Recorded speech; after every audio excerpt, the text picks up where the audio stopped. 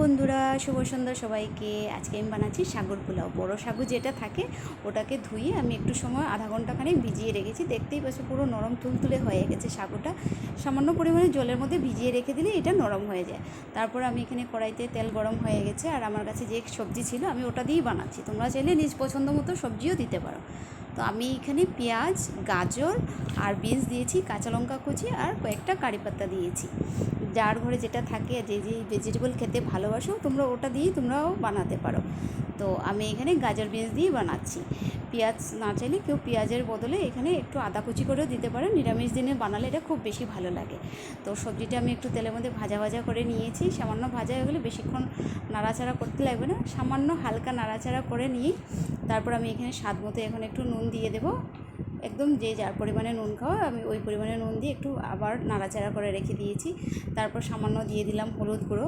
তারপরে আমি এখানে খুব একটা সাগর পোলাও খুব একটা হলুদ দেইনি, সামান্য ধনে গুঁড়ো, ভাজা ধনের গুঁড়ো দিয়েছি আমি এখানে।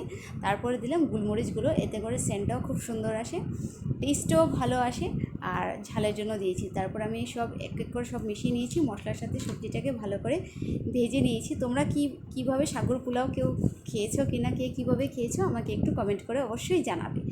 তো সাগুটাকে এখন আমি যেটা ভিজিয়ে রেখেছিলাম ওটাই আমি এখানে দিয়ে দেবো। আমি একটু টেস্ট বাড়ানোর জন্য ম্যাগি মশলা দিয়েছি, চাইলে তোমরা দিতে পারো, না চাইলে স্কিপ করতে পারো। সবজিটাকে ভাজা ভাজা করে নিলাম ম্যাগি মশলার সাথে। তারপর আমি যে সাগুটা ভিজিয়ে রেখেছি ওটা এখানে আমি এখন দিয়ে দেবো। অনেকেই ভাবে যে সাগর পোলাও করলে যে দলা পাকিয়ে যায় বা গাঁট বেঁধে যাবে এরকম একটা কিছু, কিন্তু একদমই না। তোমরা দেখবে আমি বানাচ্ছি একদম ঝরঝরে সাগর পোলাও হয়। হ্যাঁ, এটা যখন ভেজানো হয় তখন ওই ভেজানোর মধ্যেই সব কিছু আর কি। তো আমার যে সাগুটা ভেজানো ছিল সাগুটা সবকটা আমি এখানে দিয়ে দেবো, দিয়ে খুব ভালো করে নাড়াচাড়া করে নেব। আর যখন সাগরটা দেবে তোমরা গ্যাসের ফ্লেমটা হাই রাখবে যদি তোমরা কেউ বানাও, তাহলে আর দোলা পাকাবে না। তো আমি এখন মশলার সাথে সাগুটাকেই দেখো খুব ভালো করে মিশিয়ে নিয়েছি। দেখতেই পাচ্ছ আমার সাগুগুলো পুরো ঝরঝরে রয়েছে, দেখো একদম মুড়ির মতো ঝরঝরে রয়েছে। আর গ্যাসের ফ্লেমটা বাড়িয়ে রাখলে সাগুটাও তাড়াতাড়ি একটু মশলার সাথে ভাজা ভাজা হয়ে যাবে, এতে করে সুন্দর হয়ে যাবে আর কি। তো তোমাদের কেমন লাগলো আজকের আমার এই রেসিপিটা তোমরা অবশ্যই কমেন্টে জানাবে। আর কে কোথা থেকে আমার রেসিপিটা দেখছো কমেন্টে কিন্তু অবশ্যই জানাতে ভুলবে না কিন্তু। তার জন্য আমি তারপরে উপরের দিকে আমি একটু লেবুর রস দিয়ে দিচ্ছি, গন্ধরাজ লেবু, টক ঝাল ঝাল লাগে। আর হ্যাঁ, আমি একটু সামান্য চিনিও দিয়েছিলাম এটার মধ্যে। তো যারা চিনি খেতে ভালো না বাসো তারা না দিলেই পারো।